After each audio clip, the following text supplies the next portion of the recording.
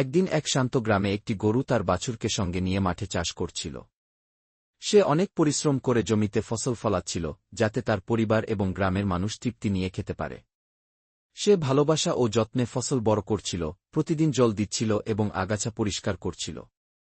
সবকিছু ঠিকঠাকই চলছিল, কিন্তু একদিন হঠাৎ একটি বাদর সেই জমিতে হানা দিল।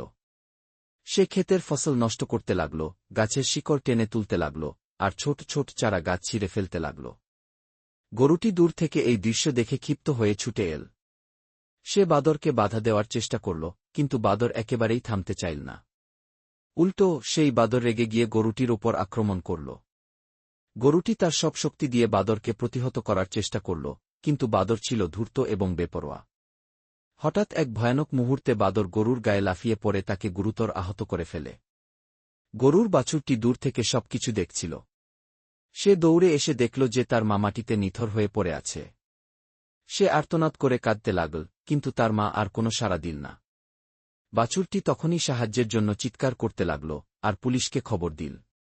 কিছুক্ষণের মধ্যেই পুলিশ এসে উপস্থিত হল এবং সেই বাদরটিকে ধরে নিয়ে গেল, যাতে সে আর কারও ক্ষতি করতে না পারে।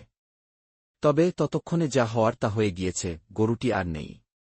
বাছুরটি মায়ের দেহের পাশে দাঁড়িয়ে অঝরে কাঁদছিল। গ্রামের মানুষ তাকে সান্ত্বনা দেওয়ার চেষ্টা করছিল, কিন্তু মায়ের অভাব কেউ পূরণ করতে পারে না।